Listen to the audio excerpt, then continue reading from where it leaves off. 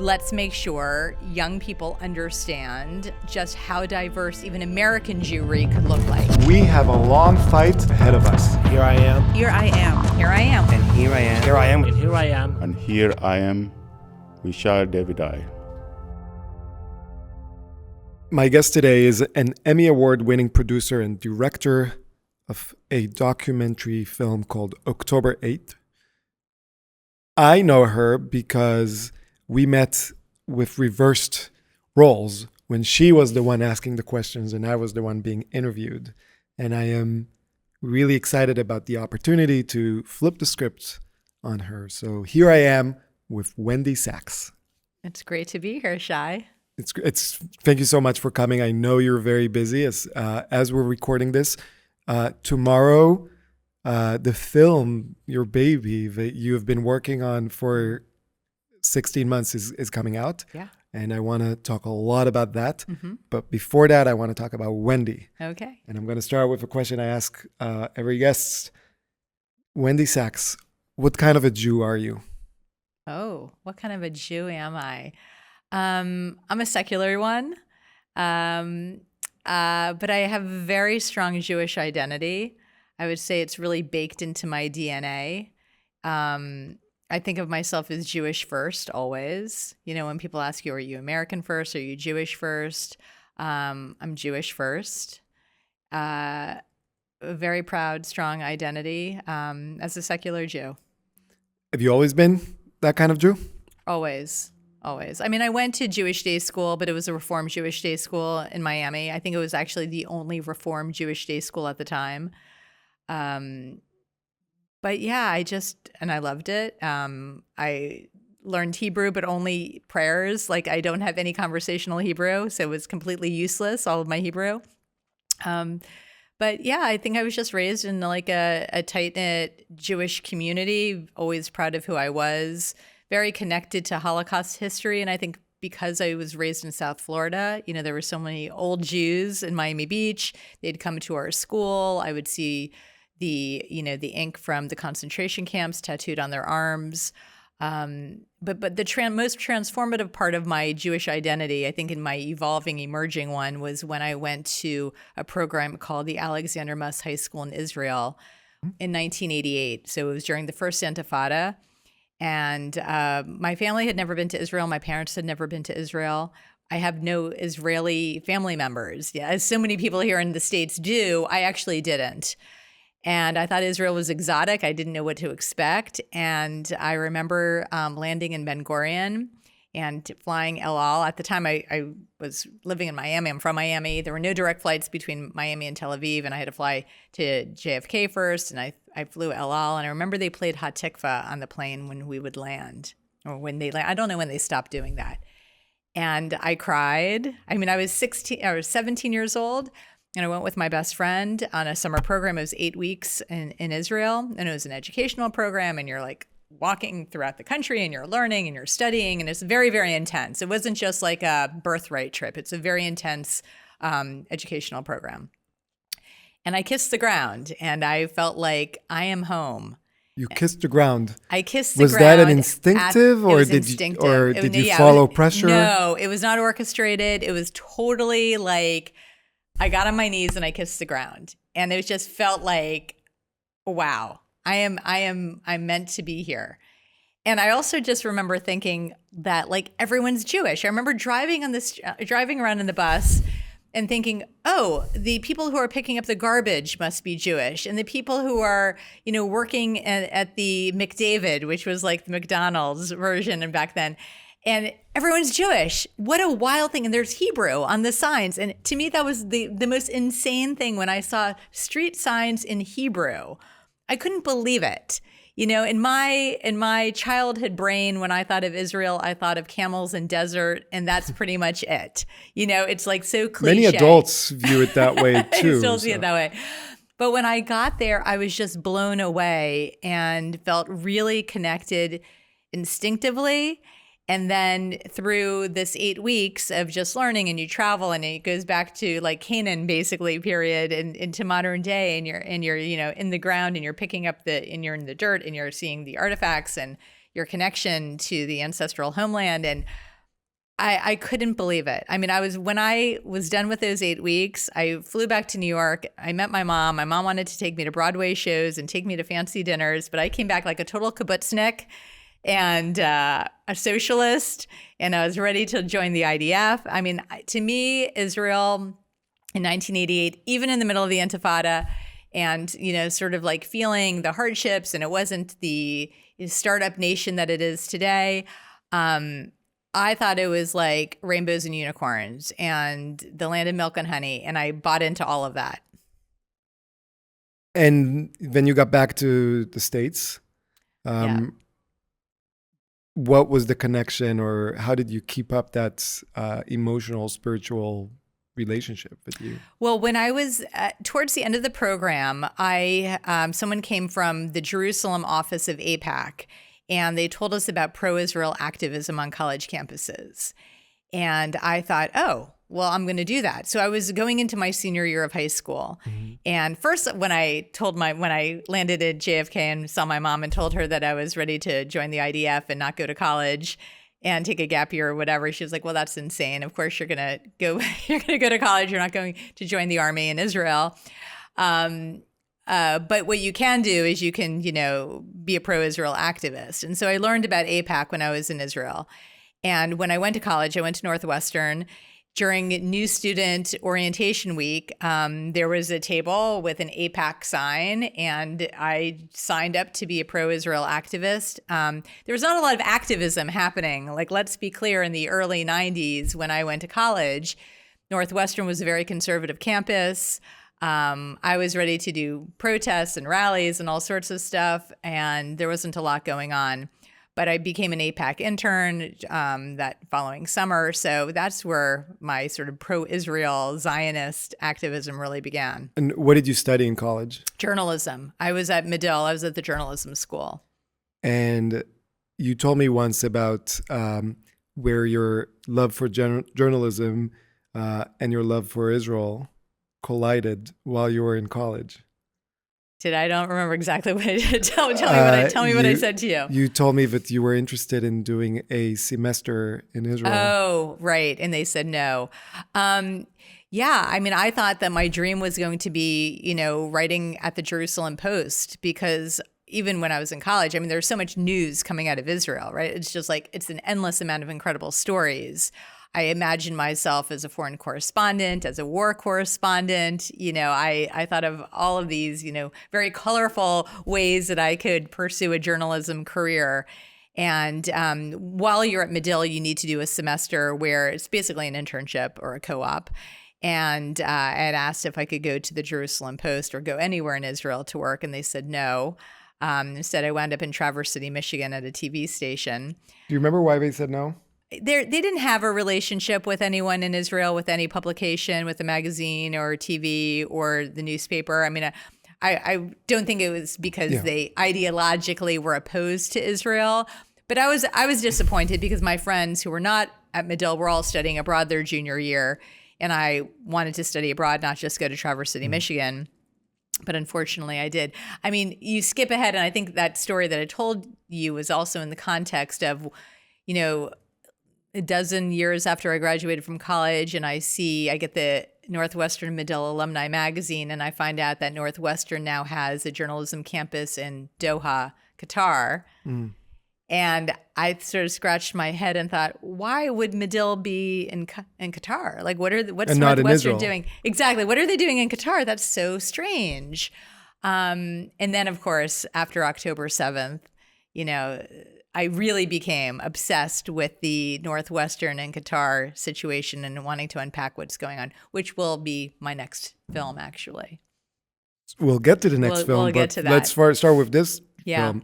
To understand this film that's coming out tomorrow at AMC theaters. Mm-hmm. By the time this episode will be out, it's probably going to be already in streaming services. Where can people watch it? It will be in theaters beginning across the country on March 14th for about a week. And then it should be streaming on April 1st on paid platforms like Amazon and iTunes and a whole host of other platforms. People can come look at the October 8th film on Instagram or the website, or follow me and find out more about that. And before we start this conversation about the film, I have to be full transparency. I am featured part of the film. Yeah. I think it's a great film. My part is tiny. I think I'm no more than a minute on screen, maybe a minute and a half. It's a great film. It's about the other people there. Well, you are a very important part of it. So don't diminish yourself by minutes. You close out the film, you open the film, and we did film a lot with you. I mean, I think that's... No, I'm not saying it's a criticism. I'm actually saying it's good. But There's a lot of really, other people, yeah, not me. you really wrap it up, though, and put the sort of... walk us through the timeline of the film in such a important and beautiful and thoughtful way. Thank you. Yeah. To understand the film, we need to understand, where were you on October 7th? Mm-hmm. What happened to you, Wendy? So I was visiting my daughter Lexi at the University of Wisconsin in Madison, Wisconsin, and it was game day. And our phones were blowing up. We actually have the Rocket Alert app on our phone, and it was blowing up. I mean, we were seeing the incoming rocket attacks. Can you explain that to maybe non-Jews that are listening? What is this app, and why do you in Wisconsin have an app that's telling you about rockets in Israel? Well, full transparency is it's actually my husband's phone because he goes to Israel a lot more than I do. And it's a Rocket Alert app that alerts anyone in Israel. You don't have to be Israeli. You can just have the app, and you can see when rockets are being fired into Israel, whether from the north or the south, from Gaza, where, it's letting you know where they're coming and to take shelter. Right. Yeah. And I think people don't understand this. People are used to getting Facebook, Instagram, TikTok notifications on their apps. They don't realize that Israelis have that other app that's telling them you're under attack now. You're under attack. You have 90 seconds to seek shelter. That's right. A barrage of attacks. It was like boom, boom, boom, boom, boom. I mean, the entire, phone's blowing up with attack alerts. And we see that. And, I think like everyone, the images start coming in, and we see the Toyota, we see images of people being kidnapped, news alerts about, Hamas infiltrating southern Israel, something about a Nova festival, the Nova Festival, and kids at a rave, and just it's all unfolding. And I'm at a pregame party, with my daughter at 9:00 in the morning. I think it was an 11:00 football game, and my husband works in the pro-Israel community, and immediately he was getting to work because they were trying to get members of Congress to sign a letter in support of Israel. Were they able to? They were. Great. But at the same time, another film that I had worked on a couple of years earlier was called Surge. And this is all going to connect back in a moment. And it was about the record number of first-time female candidates who ran in the historic 2018 midterm elections. And one of my main characters in that film, Lauren Underwood, I'll name her. She was incredibly dynamic, charismatic, youngest Black woman to ever get elected to Congress. And I find out on October 7th that she hasn't signed the letter yet. And I'm wondering why. This is very easy. This is a no-brainer. What is this letter? It's just support of Israel. We're in support of Israel. We're standing with Israel right now as they're under attack. It's October 7th. They haven't responded yet. And I start texting her to say, hey, hi, Lauren. I've been in touch with her since the film came out, and she's still in Congress. And, I heard you haven't signed the letter. I really want to make sure that you sign this letter. It's really important to show solidarity. She does sign the letter. But it was sort of in that moment that I realized we may have a problem.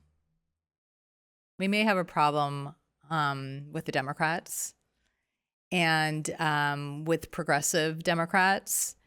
And I don't know. It was like I was worried. Maybe she hadn't gotten around to it. I don't know. But I was hearing some noise like there might be some reticence. A few weeks later, there was another letter. And it was a letter about anti-Semitism that members of Congress were asked to sign. Mm-hmm. And it was a letter she didn't sign. She joined some other Democrats, including the Squad and others. And she's a pretty moderate Democrat. So that to me was much more She joined alarming. them in what? In not signing the letter. What is offensive about a letter about anti-Semitism? Or maybe politically risky? Or not calling it out for what's happening. It's troubling. It's troubling that there's not enough moral clarity with certainly not all. We've got a lot of Democrats, and I'm a Democrat. I've always voted. I'm a registered Democrat. We have plenty who understand what anti-Semitism is, understand why Israel is an important ally to the United States, understand what anti-Zionism looks like and how that has been perverted into modern day anti-Semitism. We have plenty of Democrats who understand that and stand up for it. But what became troubling to me in the early days and weeks after October 7th was how the Democratic Party seemed to be falling apart.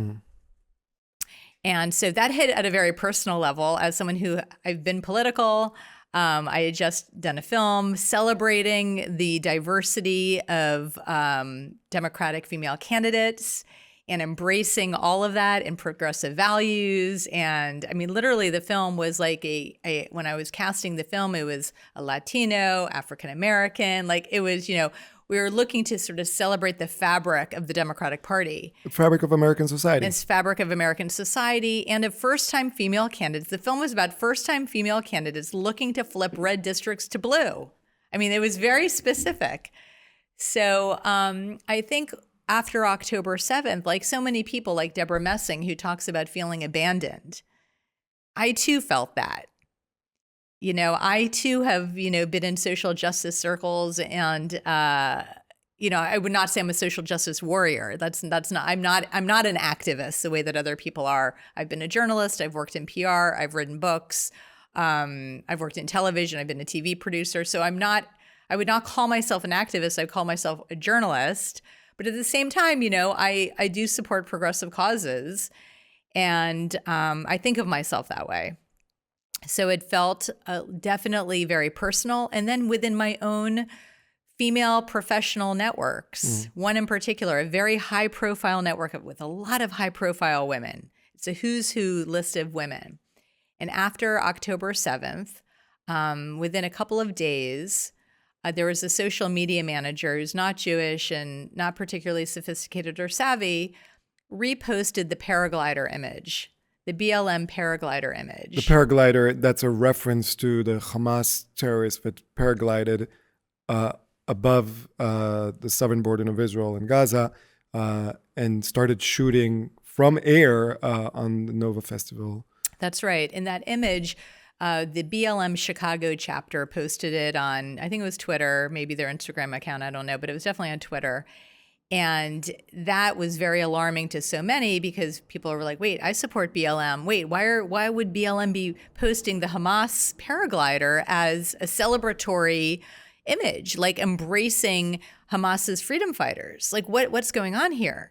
And as soon as I alerted the head of this professional women's group who happens to be Jewish, she, was upset about that, and they took it down and realized, this woman who's running the feed doesn't know. She thought she was doing something, that was okay, but clearly she just isn't educated enough. But then it quickly devolved into a, anti-Semitism on this group, and a bunch of us left. We defected. We created our own WhatsApp groups. A lot of other people stayed because for professional reasons, they felt that they had to. There were Zoom calls, where we're supposed to discuss it all. But let me explain, this group of women, during 2020 and George Floyd, and when there was a lot of sort of reflection on racism in America and reading books like White Fragility, we were told, to use non-gendered terms. We were told, to be very careful about anything that seemed racist. There's a lot of walking on eggshells within this group. And by the way, it's a online group, although there's meetups in person. But when it came to October 7th and anti-Semitism and paraglider images, all of a sudden, the rules had changed. And that level of hypocrisy in those early days and early weeks after October 7th were also on a very personal level and professional level, because these people are my friends. These people, I've gotten jobs through various people in this group. It was tough. It wasn't hard to leave. When a bunch of us decided we were going to leave, we had also that sort of conviction. No, but it's a complicated thing when your social network is not what you thought it was. That's right. That's right. And there are, very close friends of mine who are still in that group for various reasons. But there was a lot of drama around it. And again, a lot of very high level people of big, bold faced names that who decided to leave also and to take a stand. So when did you decide this is more than just me, Wendy Sachs? This is something that needs to be documented, and let's make a documentary. About 2.5 weeks after. So this personal stuff is all unfolding in the first week. So I would say between October 7th and October 14th, I've already now, I think probably at that point, probably by the 14th, I've left the group, if not maybe by October 20th. And maybe it was October 23rd, 24th, something like that. I do have the record of it because I have my original Google Doc when I started and when I started writing the treatment for the film. But it was at the end of October when I was seeing everything unfolding on college campuses and on social media and in the streets of America and in all of these groups that I said, this is epic. I need to document this. And I wrote a treatment for the film. And I started shopping it around to some of the production companies where I had recently worked. And so after Surge, I thought, well, I'm never going to do an independent film again. It's just like a terrible business model. And I'm going to just get hired. And so I was hired by NBC News Studios for a few projects and with CNN. And I sent my treatment around and no one was interested. And I thought, okay, well, here I go. I'm doing it on my own. Why weren't they interested? How well did Surge do? Well, I don't think it was about Surge. I think it's about not being interested in touching October 7th. So already in October 2023, production companies were afraid to touch it or did not want to touch it. We did not want to. It was not something that anyone was going to touch. This is before it developed to what it has developed in the world. Yeah. I mean, I think it was a couple of weeks after October 7th, and I saw the story. It was becoming a huge story. I mean, the campus protests were out of control. The footage was wild. And the big rally was the Israel rally was still a few weeks away. And Israeli soldiers did not enter Gaza, if I'm not mistaken, before October 27th. Right. So we're not talking about the flattening of Gaza yet. The war had barely begun. They were just, I think Israel was, obviously they were starting they were bombing and mobilizing, but they were just, gearing up, and no one was interested in this film. And that could be for a variety of reasons, to be honest. I'm not calling anti-Semitism. I'm not saying it's the obsessive hate of Israel. I'm not saying any of that. It's like, no, not interested. To be fair, the documentaries that get greenlit these days are celebrity, they're music documentaries. They're not anything remotely that sniffs of anything political, or certainly anything Israel related. I'm going to push back on that because I remember, you mentioned May 2020. I remember sitting with Yarden, my wife, and saying, we need to educate ourselves more. And we just went on Netflix and looked for documentaries. And there were a lot of documentaries, all taking very specific political stances, which many of them I agree with. Some may be critical of, but many I agree with. So it's not necessarily that people are not interested in political documentaries. Oh, I'm going to agree with you and I will tell you that the golden few years of docs has died. It's very, very hard to get a documentary sold today. Things have really shifted since 2020. When I made Surge, political films were actually pretty big at the time. Knock Down the House was a big AOC film that sold to Netflix for $10 million. It was the same year I was making Surge. So it definitely, it's sort of, there was that moment. We're not in that moment right now. I'm not saying that there isn't an interest, and there's a lot of, Eva DuVernay has done like an amazing documentaries also. So like there's plenty out there. For whatever reason, they didn't touch this. I knew I needed to do it on my own. All right. I think we can tell the story of the documentary, which we'll delve into now, by the changing title of the documentary. It started off, the working title was Primal Fear. Then it became October Hate, with the A as in the number 8. And then it became October 8. Yes. It's just a numerical. Walk me through those titles and why each title and what's the change. I love that you're asking me that. No one's asked me that question. So Primal Fear was really just my working title from the end of October. It's what I felt. I felt it at a primal level. When I would describe what I was feeling, it was almost like at a cellular level. I felt gutted by what had happened on October 7th. Deborah Messing talks about this in the film, and I think so many of us relate to it. It's like a generational trauma unleashed is how I think so many of us felt.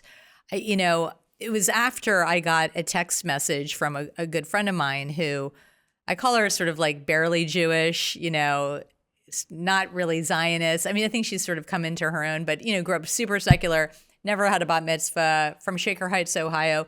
She texted me, and it was around October 20th, and she texted me, I feel gutted, is what she said. Or was that the word? Something like that. I feel gutted. And I think when she wrote that to me, I realized that it wasn't just me feeling it, that it was such a communal type of feeling that in the diaspora, I'm not Israeli, I'm an American Jew. So in the diaspora, we're experiencing this at such a deep-seated level, and there's something here. And so when I wrote Primal Fear, it was just, which is obviously the name of a very well-known, feature Ed Norton film and Richard with Ed Gere. Norton and Richard Gere, which is why everyone's like, you can't keep that title. But I was like, I don't know, that's how I feel. And it was like such a powerful title, and I went with that, and I raised money off of that. And that was my initial sort of working title because I felt it at a primal level. Then it became over the summer when we were realizing like no one really likes Primal Fear. We know that we need to drop it. It belongs to another well-known film. My starting place was actually October 8th. It really was, because I said the film is not about October 7th. It's about the aftermath. It's about the explosion of anti-Semitism and everything we've seen after October 7th. Also, as a filmmaker, I know and I knew that there were plenty of other October 7th films out there. And I wanted to differentiate ours because what I was hearing in the industry was, there's a dozen other docs about October 7th. There's survivor stories or hero stories, all sorts of stories, Nova Festival stories. I had heard about We Will Dance Again, about the Nova Festival. So I needed to differentiate, and my film was different. It really was different. It was really about October 8th, but we didn't feel that was strong enough. We crowdsourced, that the name, and then one of my editors, who's like, he's brilliant, he's amazing, Israeli. His name is Nimrod Erez. He came up with hate, and he played on the idea of the letter A being the number 8, and then with our main title animation, you see the 7 turning into the number 8. And hate appearing, and it's very powerful. It's very beautiful. It's very powerful. You get it. What is it? What do you get? I mean, I get it. You get that we're moving from October 7th, which to the Jewish community is a 9/11. It's like a date that we're never going to forget. Other non-Jews, I'm realizing, don't know what October 7th is. But for October 8th, people understand. So the 7 turns into an 8, and at 8, you're seeing the hate. It's like that's what this is about, the explosion of hate. Ultimately, when I got a distributor, I was asked, can we change the title? We feel like the title may be too editorializing, and we want to appeal to a broader demographic. We want to make sure that other people, we're not telling them right away that this is about hatred. Like, let people unpack this for themselves. We think will be more appealing to a non-Jewish audience and to a larger demographic. If we change it also, to be fair, with search, the A as the number 8 is very confusing. And so just on algorithm search, SEO, dates can do well. We like dates. Let's go with a date. And we maintain this sort of brand integrity in our main title animation. You see the 8. When you see the film, you'll see it after the opening 7 minutes. When you go to the main title that has the title of the film, the hate now disappears and it's left with the number 8. So we were able to still maintain that integrity of the context of what this is.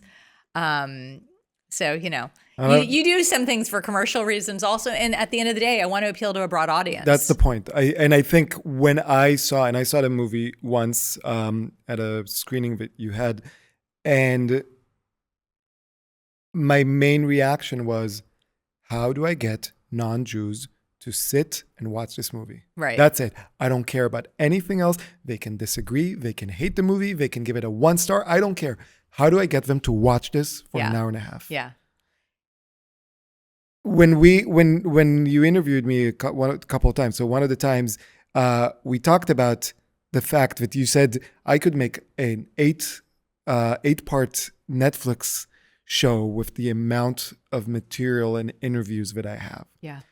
Do you remember how many people you interviewed for the movie? We have about 80 interviews in the film. And how many didn't make it? About 40. So 120. We have so much. We have probably 160 hours of footage that's condensed to 100 minutes. There's a lot left on the cutting room floor. I have a dozen college students who didn't make it into the film.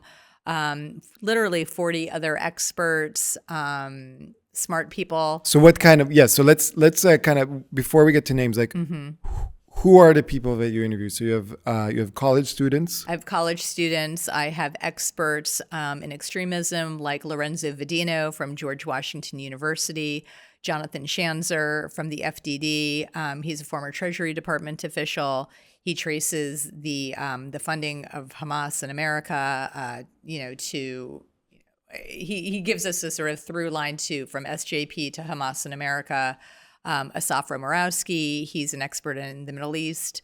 Dan Senor, well known for his podcast now, Call Me Back, and he had worked in the Bush administration, really smart guy. Also the author of Startup Nation and some other books about Israel. Einat Wilf, a former Knesset member. Ambassador Deborah Lipstadt, who is the ambassador of anti-Semitism in the United States, no longer under the new administration. Congressman Richie Torres, Senator Kirsten Gillibrand, Sheryl Sandberg, Scott Galloway. It's an unbelievable list of characters and experts and people in this film.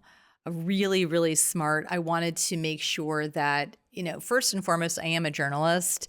I don't call myself a storyteller or, the other sort of ways that people talk about how they create sort of stories or film or whatever. And I needed to make sure that all of my experts really held up to credibility, like really that the integrity of the film is maintained because my experts are so smart, but not just smart and well-spoken, also not really political. I mean, yes, I have 2 members of Congress, and yes, I have an ambassador who was chosen under the Biden administration. So I don't mean like political in that way, but I mean are not spouting off on cable partisan news. Right. They're not partisan and not super ideological that borders lines on the crazy. There's a lot of people out there who are just a little bit too radioactive. And the problem with that for a film like mine is that I'm going to lose people. People are not going to take it seriously. I know that I'm going to be really scrutinized with this film. I know that I have to withstand a lot of criticism with this kind of a film. And I need to make sure that, we fact check, triple time. Everything's legal also. I've got lawyers who, we need the receipts on anything someone says to me. People can't just, make a proclamation and say that that's fact. Well, unfortunately, people can, just not in a well-done movie. Not in a film like mine, Yes. right? They can, and they can That's go on what we've been TikTok. seeing. They can go on TikTok and doing it. They can go on cable news and do it. You can't do it in a film like mine. I'm not going to get distribution. I have a huge insurance policy, but everything goes through like legal standards. Universal is distributing the film on streaming. They're very conservative, so everything needs to hold up. So I was very, very particular on the people I put in the chair, who I interviewed, who I kept in the film.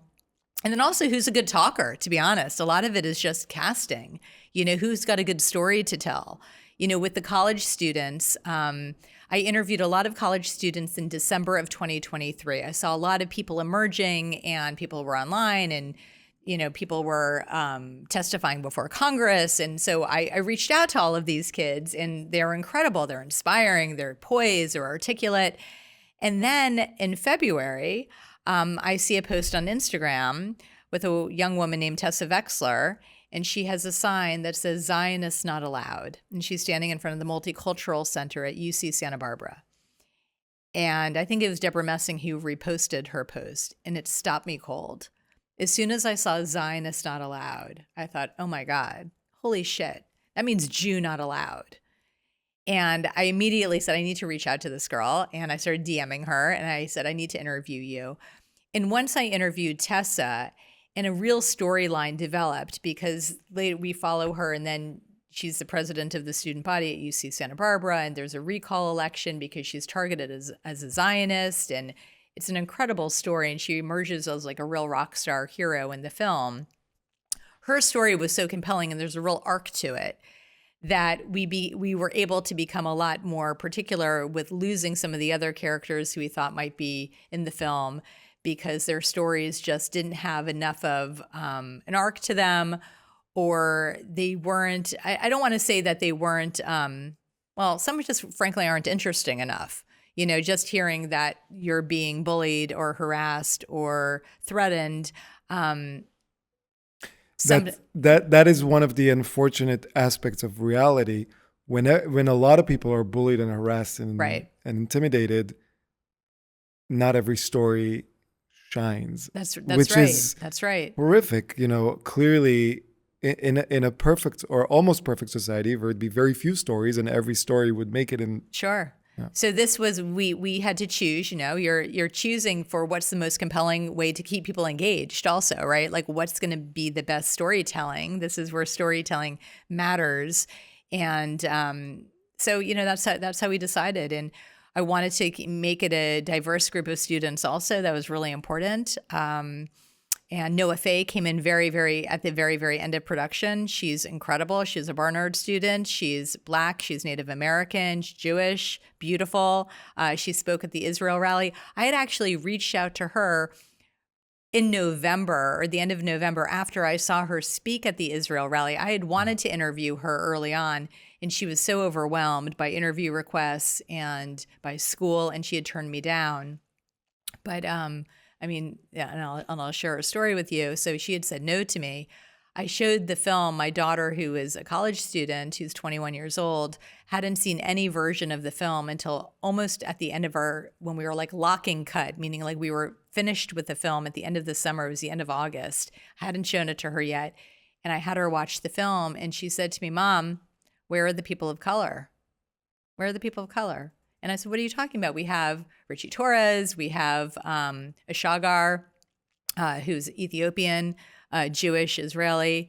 But those people of color didn't come in until maybe like 35 or 40 minutes into the film. And she said, Mom, if you're trying to reach college age kids or young people or teenagers and trying to educate them, we need to see other Jewish people who don't look like us, and we need to see them sooner in your film. And I said, I know exactly who to reach out to. And I reached out to Noah, and I said, I know you had turned me down. We have this film. We're about to wrap this. You would be like an amazing sort of voice in this. Are you available? And so she said, I am next weekend. And I hopped on a plane from Los Angeles, where I was editing, flew to Boston. And we basically put her into every scene that we could. I mean, she's incredible, and I'd wanted her all along, but it hadn't occurred to me because I'm not looking at it through the lens of a 21-year-old and understanding how important that is. And of course, one of the themes in the film and one of the messages we're trying to make clear is Israelis aren't all white. We know that. People here think that everyone looks like me. They think, an Ashkenazi Jew from Russia is what a Jew looks like.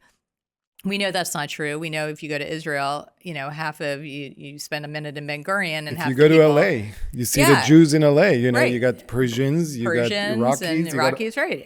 There are Arab Jews. People are brown. People are Black. People are not, white passing or whatever you want to call it.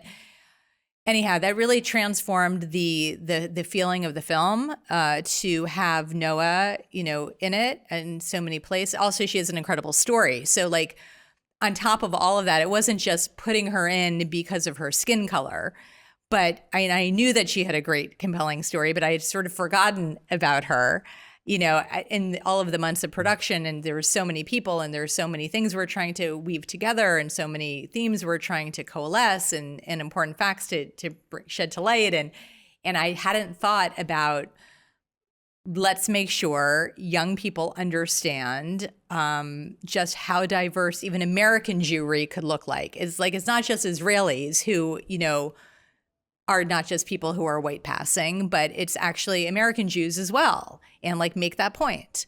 It does feel like we're trying to educate, and we're trying to hit people over the head with facts that we want people to know, which is we're not white, rich colonialists, as Jews. Anti-Zionism is anti-Semitism, full stop. SJP is an arm of the Muslim Brotherhood and American Muslims in Palestine, and essentially Hamas in America. There's all these sort of important things that we're trying to get across in this film. But it took my daughter pointing out, where are the people of color? This is really important. So you have the story of Tessa and Noah. Mm-hmm. What other stories shine bright in the movie? Talia Khan is amazing. Talia Khan is a PhD student from MIT, fighting the fight at MIT. MIT was one of these nuclear campuses also. The hypocrisy at MIT is astounding. And sadly, we lost a lot of that story with Talia just for time. She tells a story about putting, Stand with Israel flags up in her. She's got an office, and she's a PhD student, a research student. And she was putting up, people always put up flags and all sorts of banners in office spaces. There's a quirkiness to MIT, and people put up all sorts of stuff. And by the way, there's BLM signs all over campus, and gay pride flags, and all sorts of stuff. Not unusual to put that in your window. You just do it. As soon as she put up an Israeli, and I think it was a US American flag. It was one of those sort of merged flags. I don't know if that was her first one, but something that was an Israeli flag for sure. And she was told she needed to take it down. Who told her? The administration. And she was told the janitorial staff was going to come in. They were going to take it down. She had to take it down by a certain time. And she waited, and she's observant, and it was Shabbat, and she wasn't going to leave the office. She was sort of she said to them, you can't touch it. So she went through this whole incredible story about just the hypocrisy of the signage, and how all of a sudden she's told they've now changed the rules. No one's allowed any flags. No one's allowed any sort of... They changed the rules because the Jew wanted to put a flag. That's right. And it's an incredible story that we had some iteration of it in an earlier scene, but because of time we had to lose. But she's really interesting because she's also...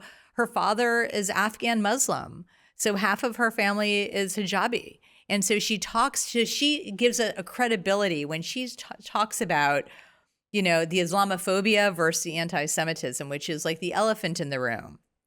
God forbid you say there's more anti-Semitism than there is Islamophobia, because then you're considered a racist or a hater. That to me is incredible. Yeah. Because if you look at the statistics, and I have, if you go on the FBI website, they report hate crimes by month. Right. And you look at the statistics, October, November, December 2023, you see a spike in anti-Semitism and in Islamophobia around end of October. Right. That's right.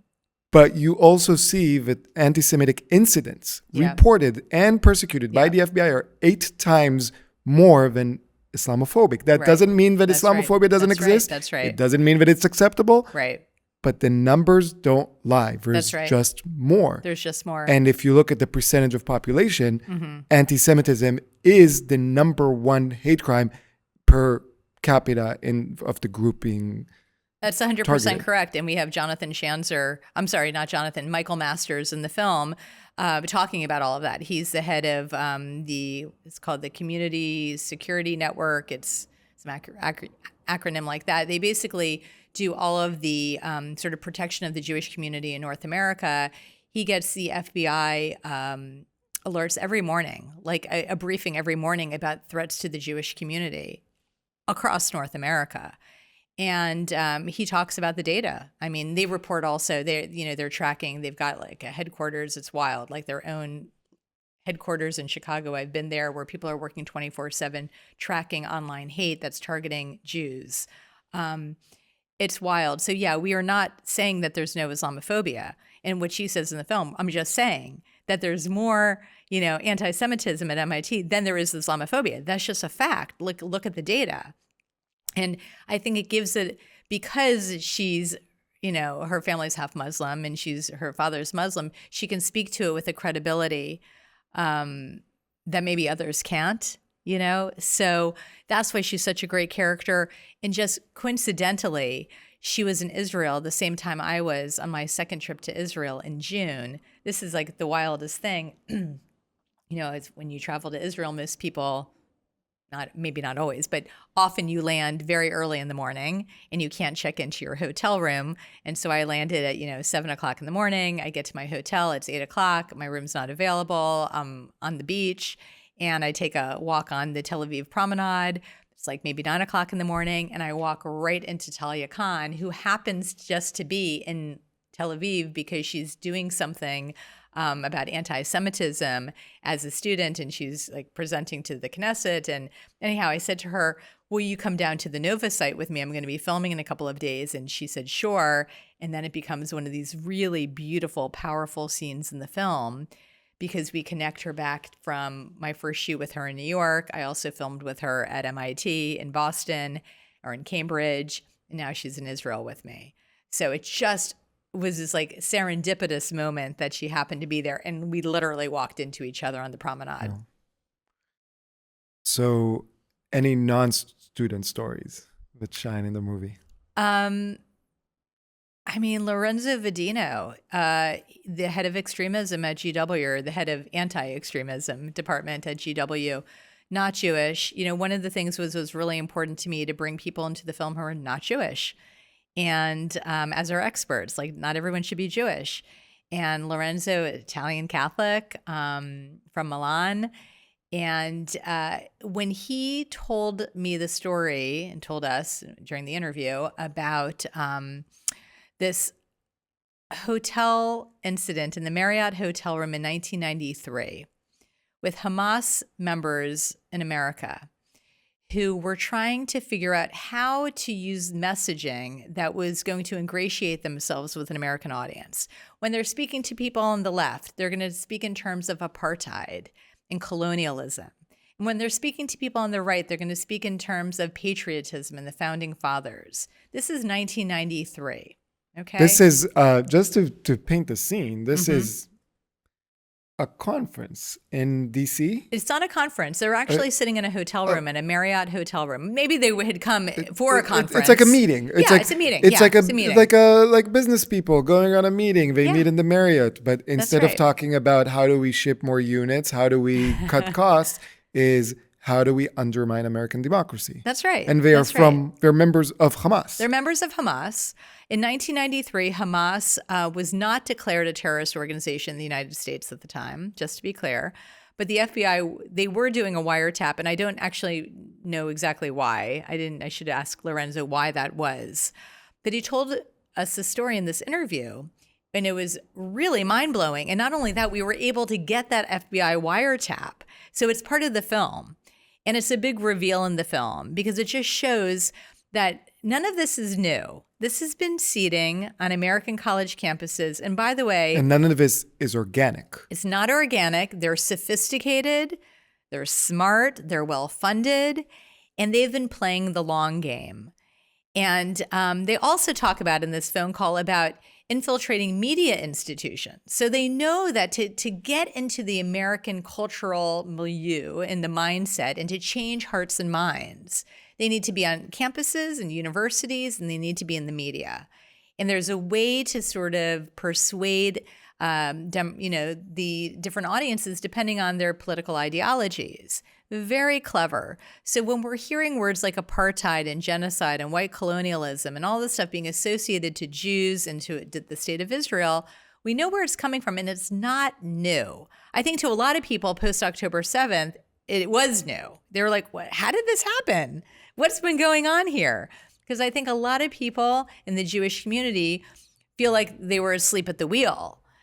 People have been tracking this for a while, have been calling it out, and have been saying, this is problematic. What has changed, and Lorenzo just did an interview with me on Dan Siener's podcast yesterday, and one of the things Dan asks him are, were you surprised by what you saw after October 7th? And what Lorenzo said to Dan and what he said to me in the film, but didn't make it into the movie, was, what had been fringe and what I'd been tracking for a long time. My surprise was not that it's happening, but that how mainstream it's become, right? Like it was fringe before, and now it's really been culturally adopted that Israel is a white apartheid colonialist genocidal state, right? That has just been sort of accepted into the culture of a lot of smart people. And as you know, faculty, right? Like it's like been indoctrinated into faculty at some of the most elite institutions in America. To me, that is the most memorable point of the movie, that recording, because it shows you that you have people working for and with a terrorist organization in the heart of America, thinking, planning, scheming, how do we get our message across here? Not in Gaza, not in Kabul, not in Mosul, but in New York City and San Francisco and LA. And it takes them 30 years, from 1993 to 2023. It takes them a generation. And it's brilliant because what is that 30 years? Babies that were born during that meeting are professors today. When they were 18, they went to college. The soil was ready. They graduated at 22. They went to graduate school. They were already primed and the soil was ready. And now they're professors. You don't need more Hamas meetings in the Marriott because you have American-born citizens, professors who have been indoctrinated to do the bidding for Hamas. I think that's true. And I think it's even more sort of complicated, and there's so much going on. It's not even just that. To me, one of the things I wanted to unpack in the film was also the complicity of NGOs, right? So I do a whole thing with media bias and NGO bias, which to me was part of the perfect storm. Because and you interview Danielle Haas. Which I ran into in Israel. She's incredible. And she's incredible. And her story, if you might. Her story is unbelievable. Yeah, people never really focus on her story, but to me, it's one of the most meaningful pieces of the movie also. She's not a student, so she doesn't seem like she gets rock star status at the end when Tessa gets celebrated. She's a rock star. Danielle is a whistleblower. She's incredible. She worked at Human Rights Watch, one of the leading NGOs. She was in Israel. I don't know if she started in Israel, but she worked there for, I think, like 13 and a half years, a really long time. She was the editor of their big annual report on human rights violations. And, the writing had been on the wall for a while. The chapter on Israel was like, 1 million times larger than the chapters on all the other countries. I don't want to say exactly what it was, but how many pages. But there was a lot donated to Israel's human rights abuses versus, Sudan or versus Iran or any other country in the world that they're focusing on. It seemed to be like, more pages devoted to Israel.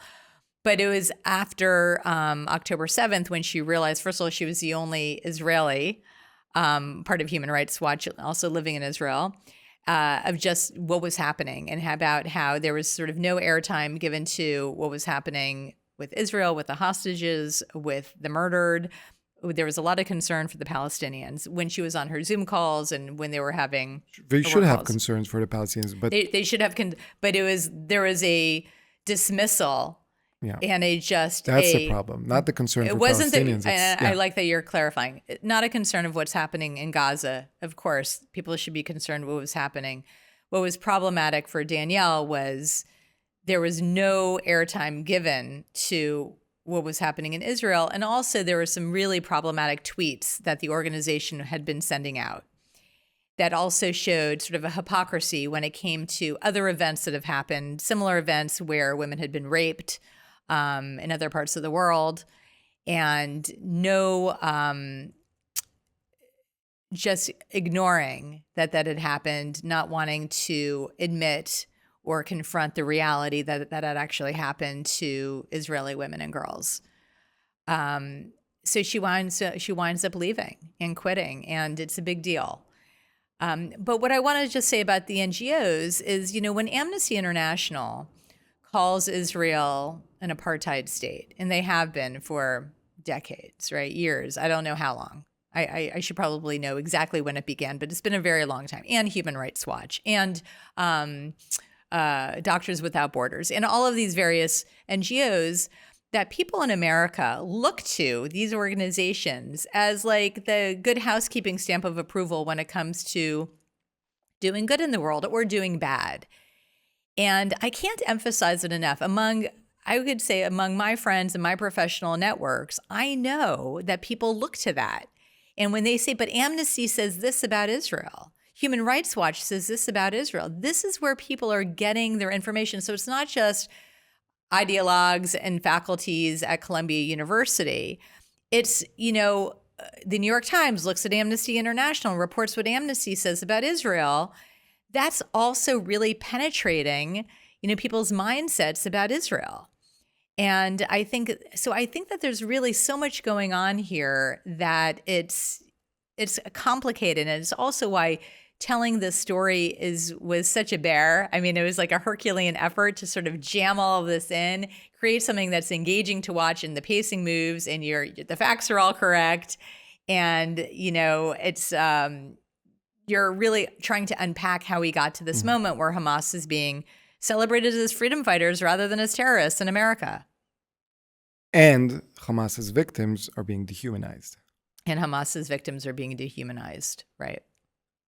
The one thing that's so overwhelming in the film, which is why it's so incredibly important, is it's almost written like a series of episodes, of chapters. Mm-hmm. There's what's happening at universities. Mm-hmm. There's social media. Mm-hmm. There's traditional media bias. There's NGOs. There's politicians. Mm-hmm. And maybe other stuff that I've missed, but you kind of survey all of the different reasons. Mm-hmm. In your experience with everything that you've learned and everyone who you've interviewed, what would you say are the top things that Americans or the West should focus on to reduce this hate, to eliminate this hate, to make sure it never happens again? Wow, that's the $1 million question. I mean, the long tail mission of this film is to bring it into schools. So let me start with that. It's not just about getting this into movie theaters and have AMC showing it and getting on streaming and all of that, which is great. But really, it's about creating a curriculum, an October 7th, October 8th curriculum that accompanies the film and that we can get into K through 12 schools. I wanted to be on university campuses, and I'm doing campus screenings and all of that. But it's about educating people. Now, I know we say the smartest, most educated people in America can also be the most hostile to Jews and to Israel, and how can that be? And it's not about education. But I do think that unpacking this for people and letting people see for themselves, like see the receipts. We try not to be preachy in the film. We try not to be too academic or too wonky, but we're showing the receipts. Like, see for yourself, audience, what's been going on. Like, let's lift up the hood here, and you can see the bias. You can see the double standards. You see for yourself what's happening. And to me, that's really, really an important piece of this film and the takeaway, and I really hope it gets into education. But the $1 million question is, how do we get rid of the hate? Allyship, I think that's really important. So the other, long tail mission of this project, aside from, or in addition to education, it's the impact campaign. And that means taking this film and doing screenings with all sorts of groups around the country and around the world, with the Black community and the Hispanic community and the Indigenous community and the Evangelical and the Christian community, the Catholic community. By the way, all of these groups have been reaching out to me. I've been reaching out to them proactively. But that allyship is really fundamental. Like, we know, and we end the film on allyship, because I didn't want people feeling like they're going to jump out of a window after they're done watching this film. We want people to feel a sense of hope and inspiration. And there is hope. And there is, because you look at the young people who are, fantastic. They're amazing. We end on Richie Torres, who is like a real leader, courageous, moral clarity. He's Black, Latino, gay, progressive, all of the things, and absolutely has doubled down on his support for Israel and takes in all the hate, and yet has such a conviction about himself and knows the history of the Black community and the Jewish community and how Jews and African Americans fought in the civil rights movement together, and we've been in lockstep, and we should be in lockstep. And all of the institutions that celebrated civil rights were because of the African American and Jewish community coming together. And there's a lot of sort of beauty in looking back on that, and frankly optimism looking forward. And so I'm optimistic that all of that can happen. I mean, I'm really bullish about that. I love that. Yeah. We need bullish people. Yeah. So for people listening in, Jews or non-Jews, all over North America and, over in Australia, and I have listeners in the UK and in Israel, obviously. If they want to bring the movie to their church, synagogue, to their community center, to their high school, college, how do they do so? Who do they contact? They should reach out to me. I give out my email address wherever I go. So wendysachs@gmail.com. They can also go to the film, october8film.com. And reach out to me. I mean, I have been reached out to from people from Montreal to Madrid to Stockholm to Melbourne to Sydney. Mexico City. Mexico City. We did 3 screenings in Mexico City. I mean, it's extraordinary. And Berlin. Really around the world. And it's not... I really hope everyone in the listening in right now or watching experiences the worst FOMO of their lives, fear of missing out. And after listening or watching this, they go on october8film.com and they watch the trailers and they stream the movie, and then they contact you on how can I help get this in front of 100 people in my community. Thank you. I mean, I think that's what this is all about. It's this film is all donor funded. It's a nonprofit. It's about getting it out in the world. It's about changing hearts and minds. It's about educating people. It's about creating allyship. It's about supporting our community, but also you really, educating others. And we have to give a shout out to your executive producer, Deborah Messing. My executive producer is Deborah Messing. She's extraordinary. Talk about someone who also has been unapologetic in using her voice and her platform to speak out for the hostages, to speak out, against the hypocrisy that she saw. When Hollywood was so silent, Deborah had the courage and the conviction to speak out. And that's why I had reached out to her early on, not just for an interview, but to join me in making this film. And if you haven't yet, go back and watch the very first episode of this podcast, aired in July 2024, with Deborah Messing. I remember that. And she's incredible. She's incredible. So Wendy, I can and will talk for hours with you, but maybe offline. I'm going to end like we do every episode with the Here I Am lightning round. Okay. A series of rapid fire questions. There's no right or wrong answer. Okay. You just the first thing that comes to mind. Great. Wendy Sachs, what is one thing people don't know about you? Oh my gosh, I guess I should have listened to your podcast to know you were going to do this lightning round. This is the professor's way of checking if people did their homework. Clearly, I didn't do my due diligence. What do people not know about me? Well, now everyone knows that I didn't get into my sorority because I did a TED Talk on that. Twice. You rushed and you didn't get to any sorority twice. Okay. Well, I didn't get into the one that I wanted. I really wanted to be a Delta Gamma, a DG. Yep. What is one thing people don't know about the Jews? How diverse we are, the diversity. Where we come from, there are Chinese Jews. There are Jews literally around the world. The diaspora Jewry is a beautiful patchwork of people of color, of people of different backgrounds, different ethnicities. I mean, we are a really diverse group of people, but we are teeny tiny. You know, we are like, what, 0.3% of the world, something like that. I think we're 0.2, less than 3% in America, and I think it's 0.3% of population in the world. We are the minority of the minority of the minority, but we are a very diverse group of people in the way we look and where we come from. What is your favorite curse? My favorite curse? Oh, fuck. I drop F-bombs all the time. Can you say it like, imagine you're now in the middle of editing and you lost something important. Can you curse? How I would curse? Yeah. Fuck! When was the last time you cried? Yesterday. I got a Facebook message. I'm never on Facebook, but I got a Facebook message from a woman who's a neighbor who texted me or messaged me that she was going to see my film with 10 other women in New Jersey. And she wanted to remind me that it was her son for his bar mitzvah project. He knocked on my door in November of 2023 after October 7th, and he was going around to houses in our neighborhood that had Stand for Israel signs in their yard. And he was giving out a box of gummy bears with a little note saying that, know that you're not alone. And I opened up the door, and I had just written the treatment for this film. And I couldn't believe it. I did never open my door because I always assume it's Amazon. And so like the door rings and Amazon drops the package. I live in the suburbs, so you don't have to open your door. I opened the door this time, and this boy gave me this box of gummy bears because he saw my sign in the yard.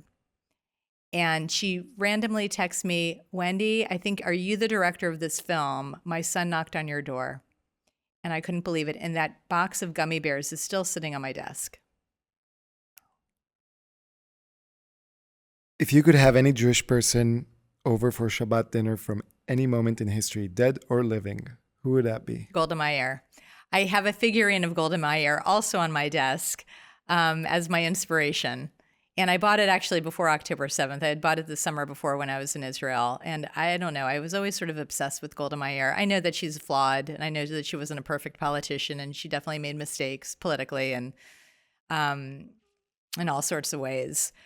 But I think growing up, I just admired her so much that Israel had a female head of state, to me, was extraordinary.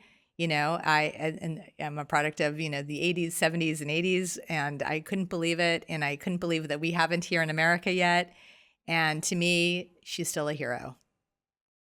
She was the first female head of state in the entire Middle East and the third female head of state in the 20th century. That is big. It's extraordinary. What is your favorite Jewish holiday? Passover. What is your least favorite Jewish holiday? Yom Kippur. When do you feel safest? Oh, that's such a good question. When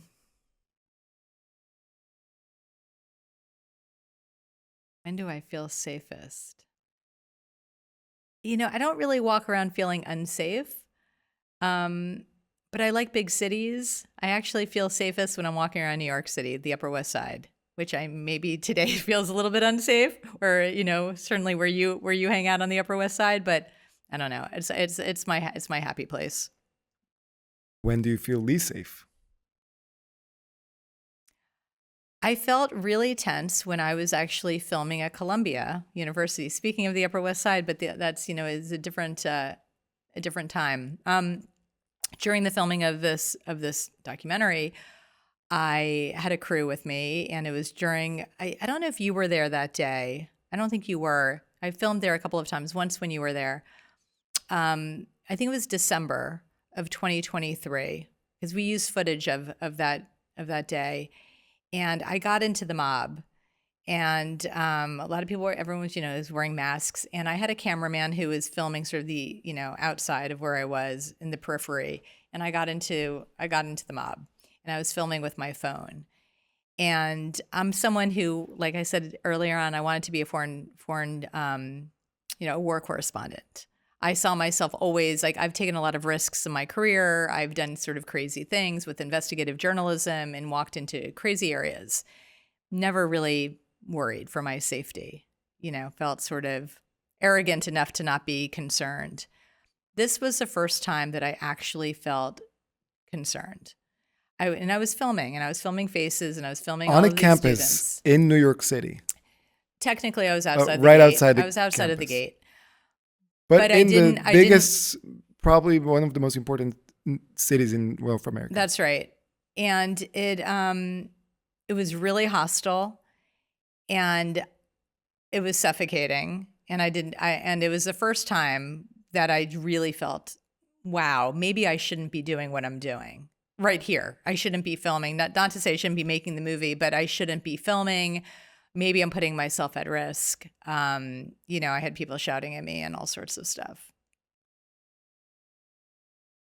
And to think that the New York Times insists on calling them peaceful protests. What gives you hope? Young people like Tessa Wexler, young people in my film like Talia Khan and Eyal Yacobi. They're amazing. These young people today are so articulate and so poised and have such a strong sense of their identity and purpose. They give me hope. Finally, every episode, I urge the listeners to donate to one charity that does good in Israel, the Jewish diaspora, or the world in general. Where would you want people to donate to this week? Well, that's like so selfish because I have my own foundation that I'm creating. We're actually creating the October 8 Foundation for the ongoing projects that we're doing around, anti-Semitism. So selfishly, I would say if you're interested, you can support the foundation that we're creating right now. What is it called? How can people find it? It's literally called the October 8 Foundation. We're in the process of getting 501c3 status right now. But if you're interested, you can reach out to me. Wendy, where can people find you? They can find me on Instagram at WSachs, SACHS. And that's the easiest place. And, Wendy Sachs at Gmail. I have a lot of more questions, and I think after we finish the episode, we wrap the episode, I'm going to keep asking you because I have a few more of it are burning, but we're running out of time. I'm just extremely delighted to have met you, to know you, that you're here. So here I am, Wendy Sachs. Thank you so much, Shai. This was so much fun. It was great.